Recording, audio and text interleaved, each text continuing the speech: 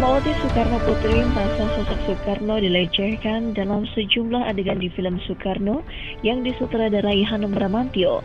Salah satu adegan tersebut adalah saat tokoh Soekarno ditampar oleh tentara Jepang hingga jatuh. Rahmawati merasa adegan itu sangat tabu untuk disuguhkan dalam sebuah film.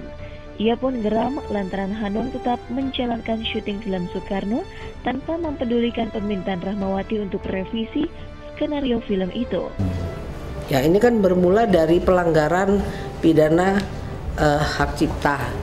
Jadi intinya mereka tuh membajak ide saya, prakarsa saya dari awal, dan ada perjanjiannya juga tentang klausula mengenai pemilihan peran Soekarno, tentang pembuatan skenario. Ini kan mereka langgar semua, sehingga pada waktu terakhir skenario ketiga, setelah direvisi satu kali, dua kali, ya ketiga kali belum saya approval, belum saya baca, belum mereka sudah syuting. Jadi intinya mereka memang membajak dan kemudian seperti orang mencuri. Secara diam-diam mereka melakukan syuting, kemudian pemilihan peran pun yang saya sudah tolak, tidak setuju, itu pun diambil oleh mereka. Awalnya kan sebelum kita ya. Dan kemudian gini Mas, sebetulnya yang paling berat lagi di dalam konteks cerita atau skrip itu banyak sekali hal-hal yang bertentangan dengan apa ya istilahnya, saya sebagai putrinya merasa sangat keberatan. Misalnya digambarkan bapak saya itu ditempeleng atau dipukul oleh pihak tentara Jepang.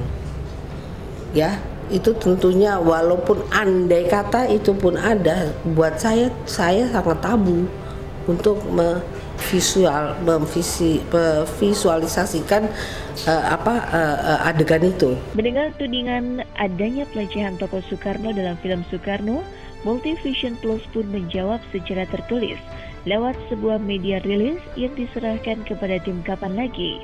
Dalam media rilis itu, Multivision Plus membantah adanya adegan yang menjurus pada pelecehan Soekarno seperti yang dimaksudkan Rahmawati. Pihak rumah produksi tersebut pun meminta Rahmawati untuk meneliti ulang adegan yang dimaksudnya itu. Apalagi menurut mereka, film Soekarno sudah lulus sensor hingga tak ada unsur pelecehan. Namun Rahmawati rupanya merasa tak hanya satu pelecehan saja yang terjadi di film Soekarno itu. Rahmawati pun menduga ada unsur kesengajaan untuk menjatuhkan citra dan martabat Soekarno. Lalu kedua, ada adegan Bung Karno berdiri di depan ada tentara Jepang sedang dipijat oleh seorang perempuan hanya pakai pakai kutang aja.